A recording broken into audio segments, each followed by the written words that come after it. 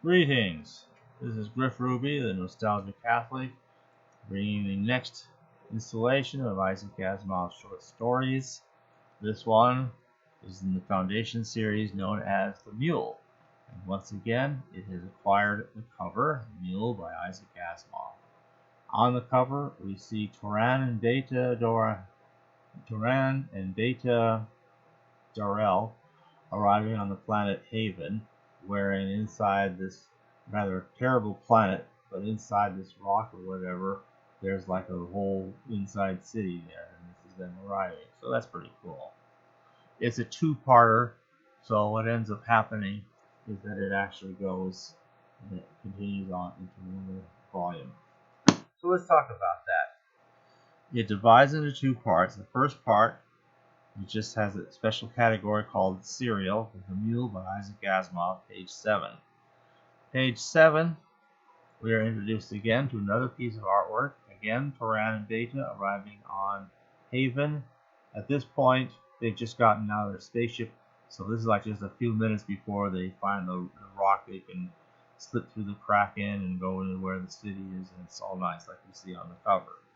There's a blurb here, which reads, first of two parts of Asimov's first serial of the Foundation, and of the one factor that even Hari Seldon could not predict, could not defend the Foundation against. The defenses were based on human psychology, but the Mule is a mutant. Illustrated by Orban. Okay. So, we have some pieces of art here that I'm just going to show all these different things. And then, because it's a two-parter. So again, they're in the spaceship flying to Calgon, looking for the place to land, and it's like a map that can help kind of choose where that'll be.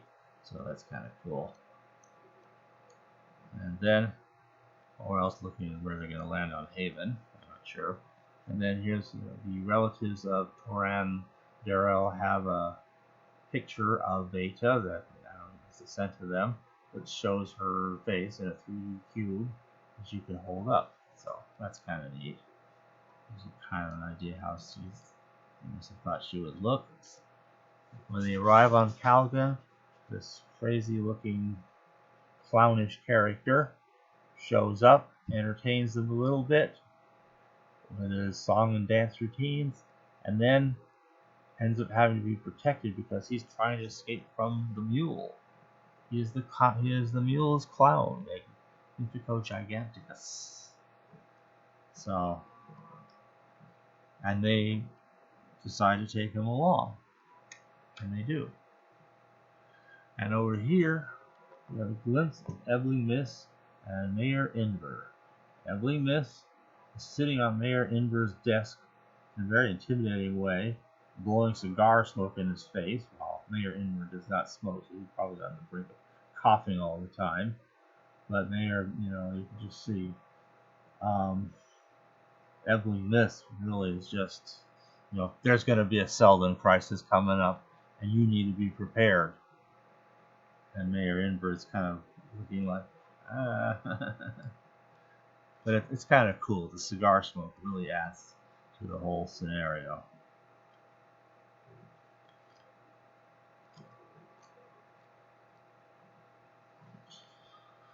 And then much later on, the Mule gives a performance on his busy saunter, and he's causing everybody to see all these strange, bizarre, maybe frightening, maybe beautiful imagery as they're hearing all these sounds that kind of correspond. You can kind of see this character. Okay. And it really is something here where it cuts off at the end.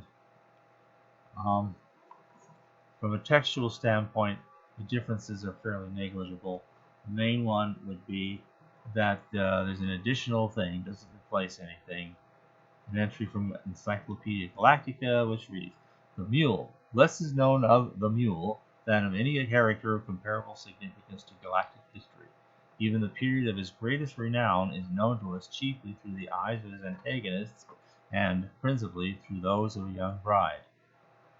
So we have a little bit of we'll be meeting a character named Pam Pritchard, kind of a captain in the service of the Terminus. But he's speaking to the mayor, and originally he had an eminence. The last year and a half, I've been engaged in living out whatever, and just somehow it seemed more apropos. Excellence, my duty is primarily to the state, and not to my living out whatever he was doing. So, in other words, he felt his duty was to the state. He was more of a patriot, and that you could see that he could definitely believe that Inver was like everything short of a traitor. So there's a couple very minor wording changes. Suppose you let me speak to the clown becomes now let me speak to the clown when Anne Pritchard is with the bride and groom on Calgan a little bit later on. Ultrawave becomes hyperwave. Well, I think that's only in the recent editions of the Foundation trilogy. It was above all necessary to choose the place of meeting, since that was a matter of overpowering provincialism. It was the place of meeting, since that was a matter. It's just a very minor wording change. And finally, something goes from being merely a rarity to a rarity for the physical requirements are difficult to meet. And that is the sum total, literally all the textual differences. So the text is identical. There is one other very significant thing, is that it cuts off at the end of the part that would be called the fall of the foundation. When you're reading the whole thing in one account, it's one story. In the second volume of the Foundation trilogy, Foundation and Empire, you see, there's it just goes from one section to the next. You just read straight through. For the original readers, this was a cliffhanger. Hari Seldon has finally made his appearance in the time vault. Everyone's there. A hushed silence falls on everybody. And Seldon, from his wheelchair, softly explains everything about how the traders had a civil war between them and the oligarchy and mayors and so forth on Terminus, who had become corrupt and authoritarian, and the traders a little bit wild and fast and loose, and that the resolution of this war was good for both. The traders couldn't win this thing, but on the other hand, this taught the mayors and oligarchs and others on Terminus to be more on their toes and more responsible for how they run things. So it was a good solution. Nothing about the mule. Where's the mule in all of this? What's this about a civil war? Were you planning a civil war? No, we didn't plan that. Well, we were, but we called it off because of the mule. And so the mule is, you can see that if the mule hadn't come along, this is where things would have been going, and the Seldon plan would have been proceeding. Because it's so exactly as Hari Seldon says. But the mule has come along, and he is so significant that a civil war that was on the brink of happening now would not happen, because the traders reluctantly ended up throwing in with the oligarchs and mayors and so forth of Terminus. And then the mule is attacking, and there's this terrific feeling of depression, of learned powerlessness, as everyone is just all at once conquered. Terminus itself, not just the four kingdoms or something, but Terminus itself, has fallen to the mule. And at that very, very Seldon flag is all in ruins. And at that low pass, the part ends. And you have to wait a whole month. The readers had to wait a whole month before they could see what would happen next. Well, what would happen next was pretty interesting, though. Okay, the next month it doesn't get the cover. You see, whereas the first one it did. This makes 5 times so far that Isaac Asimov's stories made the cover of Astounding Science Fiction. 4 of those, including this one, the Foundation stories, and then there was the original Nightfall. But for the follow-on, he doesn't have the cover. Another story's on the cover. But inside, it still continues. Serial, The Mule by Isaac Asimov, page 60, conclusion. So we get to page 60, and now we have some more stuff. Here's some artwork. So what do they end up doing? They end up flying to Trantor to see if maybe the Imperial Library might still be there. But as they get there, there's all these ruins just flying around. There was a lot of refined metal that made possible that giant planetary cage of steel that was Trantor. Now it's all twisted metal as more and more of it has been ripped away and shipped elsewhere. And there's actually lots of stretches of farmland that haven't seen the sun in 10,000 years or more. So there's their ship having arrived there, and they're flying and they're seeing just all these ruins on the planet. There's a blurb here. Second of 2 parts. Across the ruined, dying galactic empire, fleeing from a conquered foundation, 3 frightened people and the hunted jester of the new conqueror, the Mule, sought the second foundation, the only hope, but it must be warned. Again, illustrated by Orban. So let's take a brief look at what other artwork there is in here. There's a place where Han Pritchard will be trying to come up with the Mule. He goes to the Mule's palace. He's ready to blow it up, but he decides to confront the person there and see the person before he blows up. And the atom bomb is somehow canceled so it won't explode. And he meets up with a man in here. There's a goldfish bowl that gets mentioned. Got kind of featured large in the picture, but it's really just a minor detail.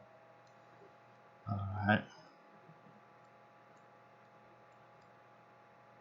Later on, Han Pritchard is visiting somebody who's so worried. He has this thing that looks like a camera pointing at the door, but it probably has some kind of a zap gun or something in it, so that if anybody's unwelcome at the door, you could do something about it.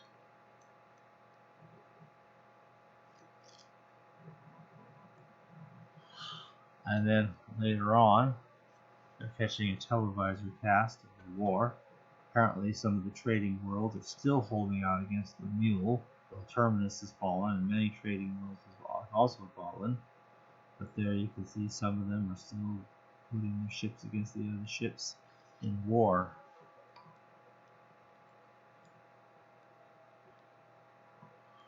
And finally, Han Pritchard visits with Toran and Beta. I'm sure Toran is one of those guys, probably the blonde guy. On Trantor, they managed to find that the library, in fact, is still intact.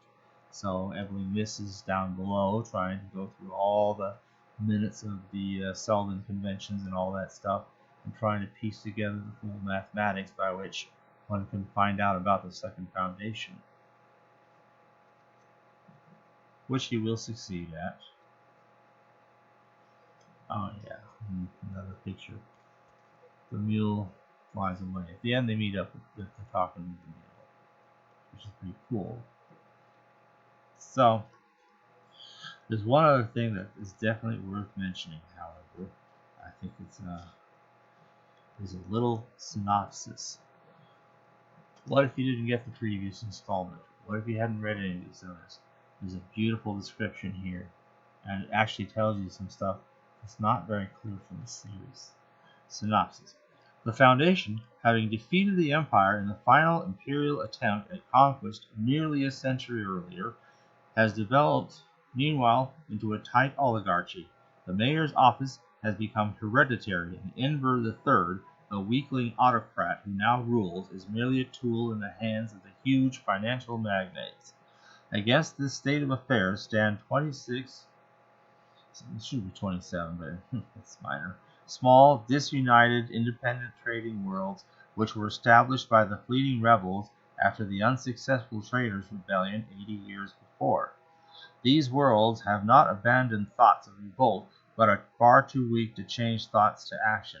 Meanwhile, the old empire has fallen quite to pieces, with various splinters under the shifting, incoherent control of successions of warlords, whose ephemeral military rule waxes and wanes chaotically. It is to these warlords that certain elements of the independent traders look for help against the Foundation. However, none of these warlords are at all anxious to tangle with a Foundation known to have defeated the Empire single-handed and known to be invincible by the established laws of psychohistory. There is only the Mule. The Mule is an unknown figure who, in the space of a few years has sprung to the forefront of the warlord ranks, and whose realm has grown with startling speed, though he himself is as much a mystery as ever. As the story opens, he has just captured the planet of Calgon without a fight, though its former warlord was known to be a capable warrior entirely ungiven to surrender. It is upon the Mule, then, that the eyes of Haven, largest of the independent trading worlds, are fixed. Turan, nephew of one of Haven's leaders, and his Foundation bride, Beta, travel to Calgon, ostensibly for a honeymoon, actually to establish contact with the Mule. There they rescue a runaway clown of the Mule's from imminent recapture in defiance of the Mule's men. Through him they hope to reach the Mule. That night, however, Captain Han Pritchard of the Foundation Intelligence meets them, reveals his own pro-democratic sympathies convincingly, and advances his theory that the Mule is a mutant of unknown powers who is a great potential menace to the entire galaxy, and who may have been unaccounted for in the original master plan of the Foundation's psychohistory as set up 3 centuries earlier by the great scientist Hari Seldon. Captain Pritchard suggests the union of the Foundation and the independent traders against the common menace. Turan and Beta leave Calgon with Captain Pritchard and the Mule's clown without any interference at all from the Mule, but upon arriving at the Foundation find that the Mule has used the abduction of his clown as a pretext to declare war on the Foundation. This suddenly bears out the theories of the pro-democratic Evelyn Miss, the Foundation's greatest psychologist, who has predicted an imminent appearance in the time vault of the recorded figure of Hari Seldon, founder of the Foundation. This is rightly taken to mean the approach of a severe crisis, and every effort is made, but unsuccessfully, to obtain information concerning the nature of the Mule's mutant powers from the limited mental faculties of the Mule's grotesque clown. The independent trading worlds have, in the meantime, convened and are trying to form an alliance with the Mule. Efforts to reach him fail, however, and when he attacks one of the independent trading worlds without provocation, the trading worlds realize the real power and danger of the Mule and hastily throw in with the Foundation. Surprisingly, the Mule, with new ships and weapons of his own, wins initial victories. All depends now upon the time vault. In the past, Hari Seldon has always appeared at times of crisis to explain his psychohistorical laws, which have so set up the Foundation as to force it through a series of crises on to eventual galaxy-wide empire 1,000 years later. These laws are considered and have so far proved to be foolproof. This time, unfortunately, with the enemy at the approaches to the Foundation's home planet, the simulacrum of Hari Seldon makes no mention of the Mule, but discusses instead a traitors' rebellion which had never occurred, which he refers to as being safely beaten down. It is obvious that Seldon's psychohistory had not foreseen the current crisis correctly, and great consternation arises among the assembled notables of the Foundation. In the middle of Seldon's speech, all atomic power on the Foundation is shut off by a newly developed device of the Mule, and in the despair that follows, Ember III surrenders the Foundation to the Mule. Turan and Beta, together with their uncle Randu, the clown Magnifico, and the Foundation psychologist Evelyn Miss, escape to Haven, which, in common with most of the independent worlds, still resists. The next day, the forces of the Mule land, and for the first time in history, the Foundation is actually conquered and placed under foreign domination. Wow. So we start with just the despair of that whole situation, people just spontaneously breaking into tears and just barely able to get any work done. But eventually they realize they need to do a search for the second Foundation, a more serious one. Because it's my conjecture, this isn't said anywhere, but I suspect that we heard from Hari Seldon at the end of the original Seldon Crisis and Foundation, and at the end of the next one, Bridle and Saddle, at the end of the second Seldon Crisis. The third one, that comes at the end of the Big and the Little, nobody bothered to hear what Hari Seldon had to say. Now, here we are, approaching the fourth, And suddenly things are not happening the way Hari Seldon said they were going to, because the Mule is an alien new element that totally changes everything. So, but by this time, would he have even mentioned the second foundation in the speech? We don't get to hear all of it as written.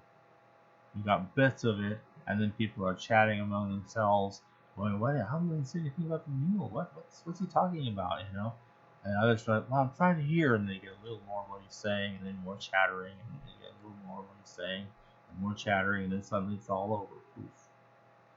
But my guess is he probably doesn't mention the second foundation, and that probably at the end of the third one, where nobody showed up, he would have probably said something like, "It is possible that some explorations may have been made at the furthest reaches of our galaxy to find a second foundation.